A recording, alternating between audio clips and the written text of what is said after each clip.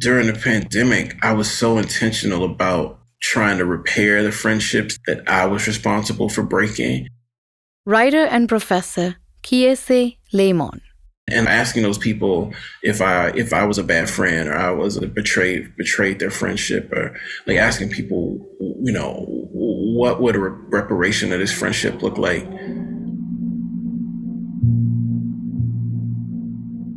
Welcome to Awaken, a podcast from the Rubin Museum of Art about the dynamic path to enlightenment and what it means to wake up. I'm singer and songwriter Falu. At the Rubin, a museum dedicated to art from the Himalayas, we believe art can nurture awakening. This season, we delve into the notion of life after, those big transitional moments throughout our lives that propel us into the unknown. We have gathered artists, writers, scientists, poets, Buddhist teachers, and others to explore the key events and characteristics of a human life, from birth to death and everything in between, as well as grapple with the ultimate mystery, the afterlife. Their stories offer insights on how to approach change with openness, even amid possible grief or joy, fear or excitement. And with art from the Rubin Museum as the connecting thread, we can make even better sense of those changes, because art has the ability to wake us up to what is possible. In this episode, morality.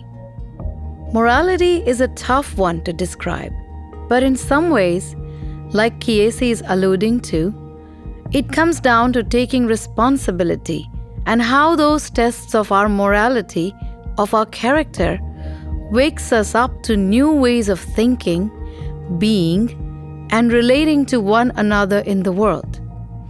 It's also complex because morality is subjective. There's an aspect of morality that can feel judgmental, like a moral code or standard dictated by others that doesn't necessarily resonate with you and your view of how the world should be. Artist and podcast host of Ear Hustle, Nigel Poor, reflects on what comes up for her when she hears the word moral. A straight line, judgment, harshness, an inability to be flexible, living with assumptions that you don't question. I think about closed spaces, dark colors, dried out stuff, husks of things. But when looked at it from a different angle, she said, I see a compass that's like on a boat, I think, where it's always moving because direction is changing, and that gives you a fluidity and the ability to dig into your assumptions and go in different directions. Yeah, so they seem like completely different. One is light and full of air, and one is running out of time because it's not growing. Kiese, looking more closely at how he would like to show up in his relationships, feels more akin to a moral compass. One that, according to Nigel, has fluidity and a chance to evolve. Morality evolves over time and can change from culture to culture, circumstance to circumstance. But there is one thing that underlies it all: not doing harm.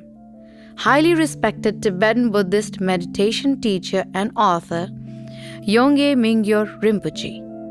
From Buddhist perspective, morality is what we call the mind of virtue, or the mind of to connect with your inner quality. So the innate quality, we have love and compassion, awareness, and wisdom. So Buddha talked about three different levels of morality. First, the common one is non-violence. So with that love and compassion, all this to bring in action, don't harm to others, peace, promote the peaceful non-violence, the first one. Which brings us to Kiese's story that we started to hear at the top of this episode. In his book, Heavy, he candidly speaks about his complex upbringing and the challenging relationship between him and his mom, amongst other things. For Kiese, one of the takeaways of writing Heavy is thinking through what doing harm looks like, whether being honest is doing harm, and understanding where doing harm may come from.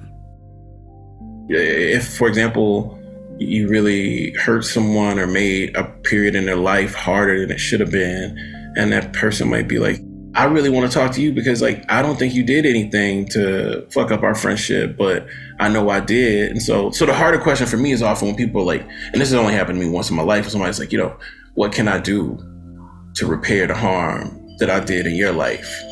I think sometimes kids long for that question from their parents.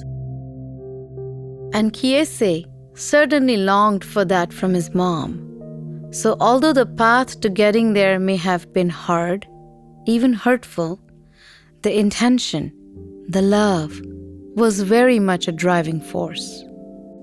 So all this moral, the practice depend on your motivation. So first important, we need to bring love and compassion motivation. Then we use our wisdom to judge, try our best, based on awareness, based on seeing things, whatever we can see. And if this connected with the love and compassion, and we make decisions, it's become moral ethic, like moral action, become like that. This is how it all played out when Kiese sent his mom Heavy before it was published. I sent the final copy. Well, what felt like the final copy. I sent it to her over email. And when I lived in Oxford, I lived in like housing that was owned by the University of Mississippi. So I was in this big old house in this old leather recliner. And the basketball game was on. It was on mute, and I sent it. And then I was just like, we're gonna see. But I've been talking to her about it the whole time, and reading passages and stuff. And then I sent a message. I said, "Mom, I sent you the book in its whole. I want you to tell me what you think when you're ready." And then I kind of just prepared myself for like any reaction. Mostly, I just thought she was gonna be like, "You can't publish this. Like, you can't put that out in the world." And that's pretty. I mean, she did say that, but more than anything, she was just hurt, and she was just like, "You're gonna like. It's hard to read that. Like, it hurt me to read that." Artist and podcast host of Ear Hustle, Nigel Poor. If I'm angry at somebody or I feel like someone has treated me badly, I think about the repercussions of how I treat them. Is it okay to be nasty back? Again, intentionality here is key. Kiese didn't want to be nasty. He wanted to open a dialogue, and he did. His mom wrote him a letter. That letter is like, it's a really heartfelt, I know you say this happened.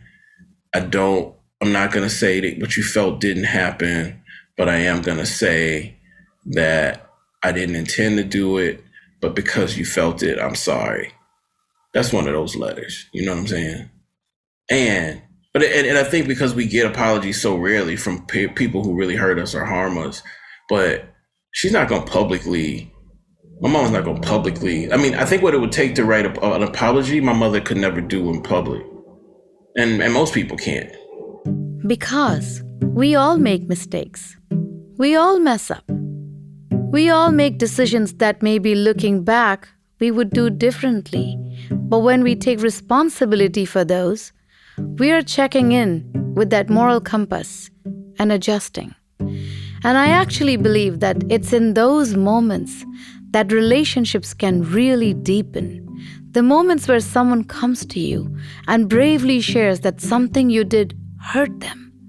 And then you, as a friend or a parent, as the case may be, are given the opportunity for repair.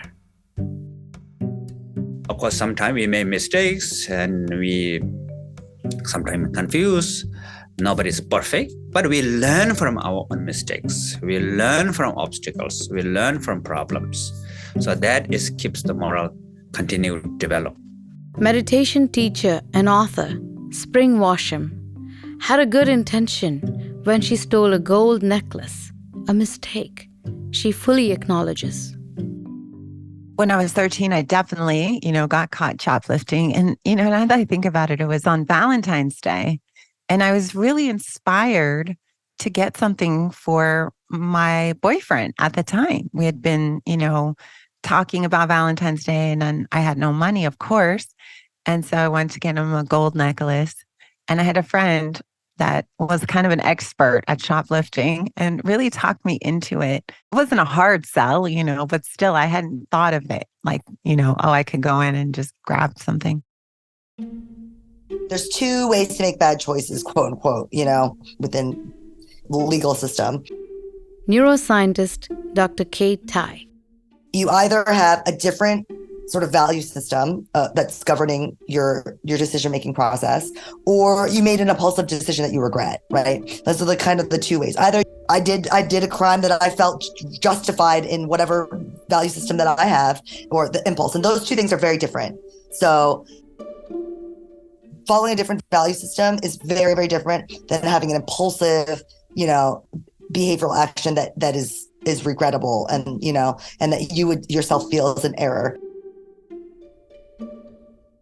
And then I got in trouble and had to go to the through a juvenile court process because they really pressed charges. They were, again, I was, had an attitude though, I have to admit back then.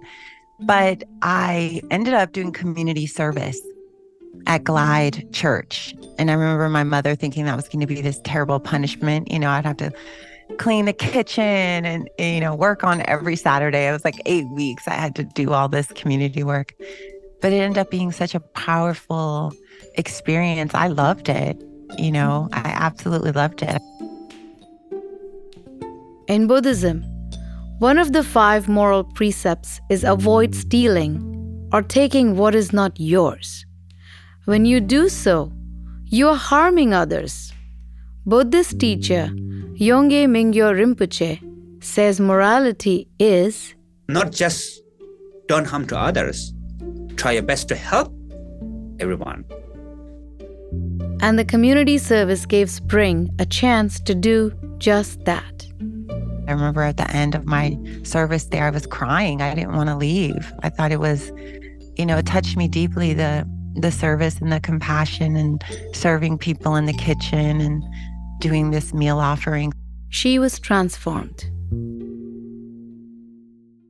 Third, the most important is transform yourself, transform your mind. So if you transform yourself, then you help others, then become big impact.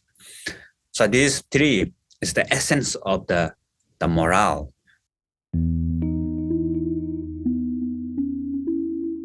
I felt like as I was serving people a meal, and these were people in line, most of them homeless, and I was just so touched because I felt this tremendous love, and I didn't really understand it. I was like, how can you love people you don't know?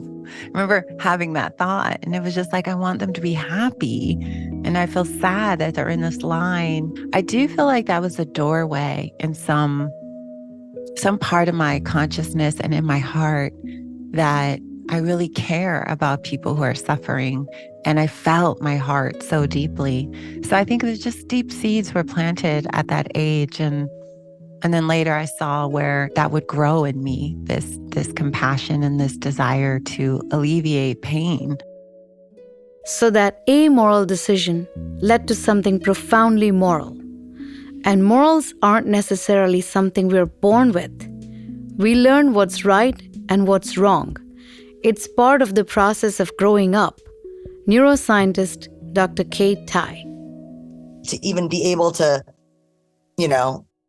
form relationships with other individuals and be part of social groups, I think you do need some basic models for others. when you've had some information of how group dynamics unfold, then the necessity for morality can really come into place, where there's just a certain code of conduct and it helps to all know our place. Otherwise, it's just an overwhelming parameter space of what am I supposed to be doing? How do we all know our parts here?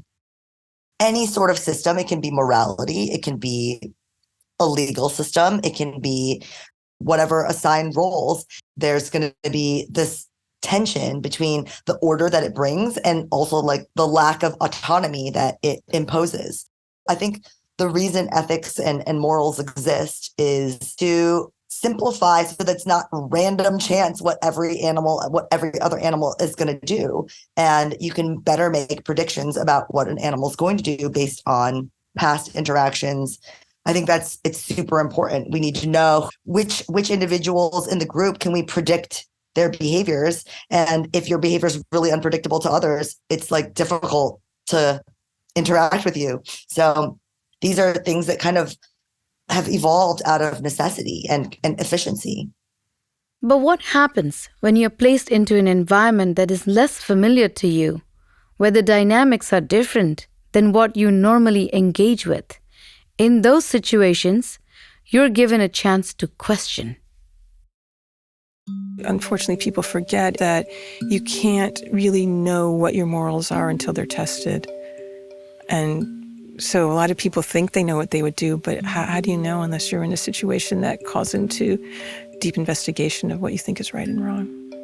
And this is precisely what happened with Nigel Poor when she first started teaching in San Quentin, a prison in California. The first day in class, this guy walked in. He was a big, burly guy, and he had on sunglasses, and he sat in the back of the class, and he seemed pretty angry, and I was kind of scared of him.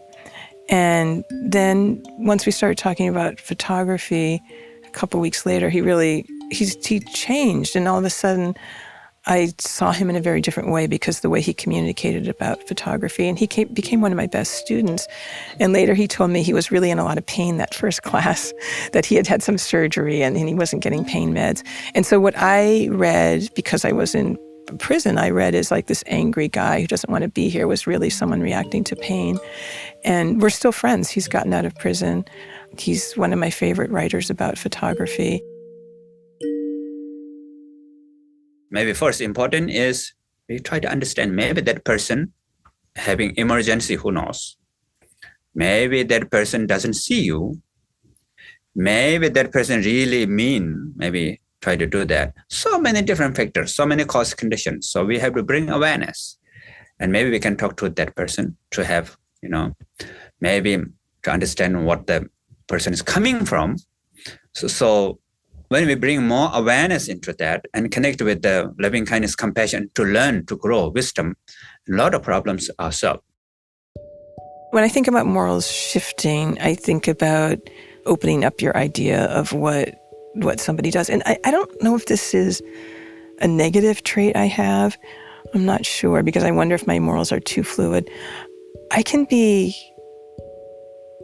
listen and consider almost anything that people say, and then I can start to see them as a human being that has had experiences that are good and bad, and they're scared, they are powerful. I mean, they're all different things together. So I guess what I'm saying is I can see almost anyone's point of view. I could have compassion for them, and I could think about how they could be in the world and how they could have the possibility of change. And I do think that has something to do with morals that are kind of like shimmer out into the world and don't have deeply defined edges. I guess maybe I like understanding other people's perspectives. I really do. And I think that's how we grow, and that's how we figure out what works for us and what doesn't. But people change. I mean, I can think of a few people that were having a hard time in prison, and when they were listened to, it made a huge difference.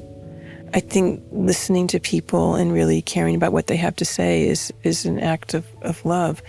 And when someone listens to you with their their full attention with their body and their eyes and their thoughts, it's a kind of restoration that can happen for the person you're talking to and for the relationship that you're building.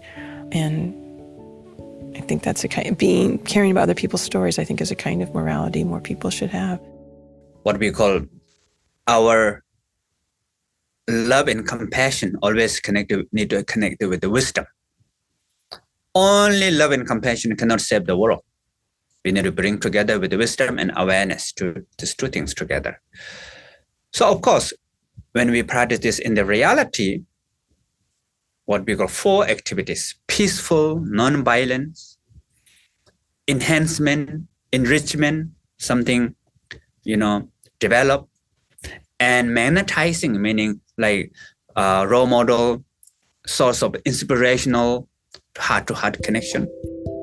In this season of Awaken, we invite one of our guests to reflect on an artwork from the Rubin Museum's collection.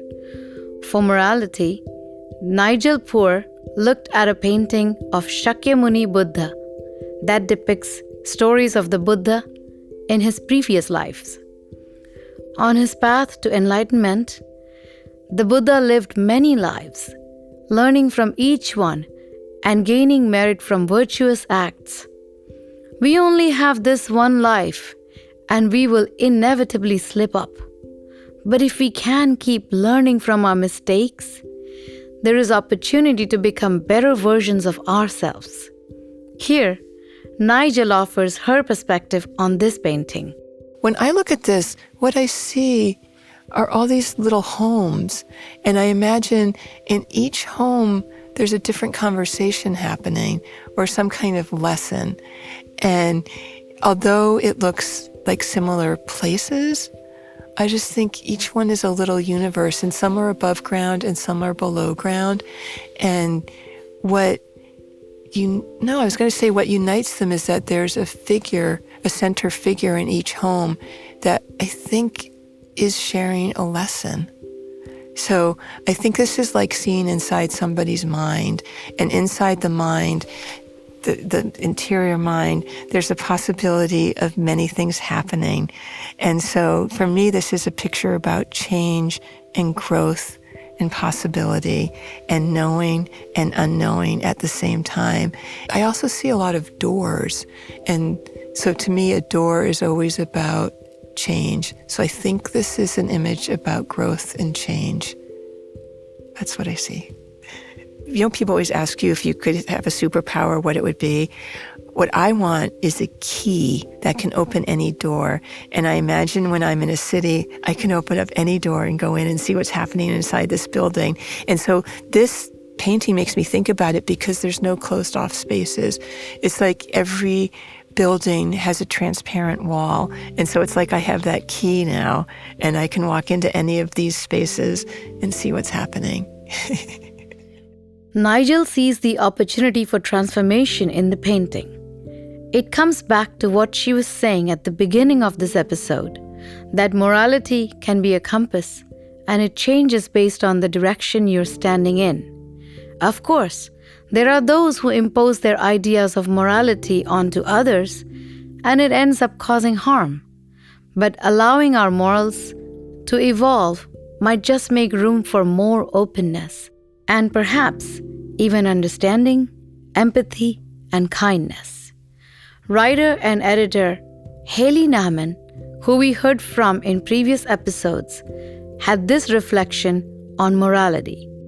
How we choose to live does have lasting impacts, and I think almost of that as the afterlife. And that's why I think it's useful to remember that we die, but like our decisions and how we chose to live lives on.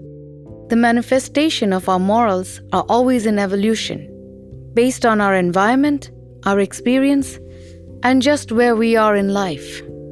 But if we consistently go back to the basics that Yongey Mingyur Rinpoche points out, be aware, don't do harm, help others, and bring your love to it all, then we should be good to go. Things come up. We make mistakes. We fall, and then we get back up again.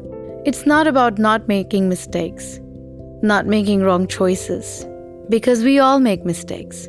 But how we react to those is what sets the foundation for our moral code and constructs. And what may have initially seemed like a bad choice, stealing, hurting someone's feelings, judging wrongfully, can actually lead to a much more profound insight, growth, and kindness. There can be opportunities for repair and reorientation.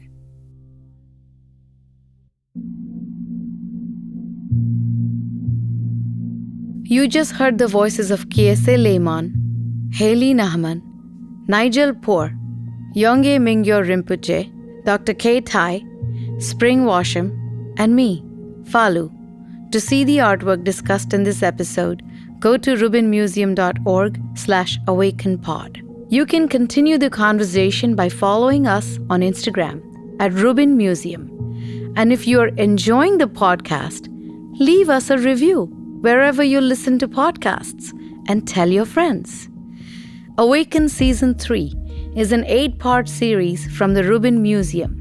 Come visit us in New York City or explore rubinmuseum.org to learn more about the museum and about art, cultures, and ideas from the Himalayan region. Awaken is produced by the Rubin Museum of Art with Jamie Lawyer, Sarah Zabrodsky, Christina Watson, Gracie Marota, and Tenzin Gilek, in collaboration with Sound Made Public, including Tanya Katanjian, Sarah Conlisk, Philip Wood, Alessandro Santoro, and Jeremiah Moore. Original music has been produced by Hannes Brown, with additional music from Blue Dot Sessions. Awaken Season 3 and the exhibition Death is Not the End are supported by the E. Rhodes and Leona B. Carpenter Foundation, Ellen Bayard Whedon Foundation, Robert Lehman Foundation, and the Prospect Hill Foundation. The Rubin Museum's programs are made possible by the New York State Council on the Arts, with the support of the Office of Governor Kathy Hochul and the New York State Legislature. Death is Not the End is supported in part by the National Endowment for the Arts. Thank you for listening.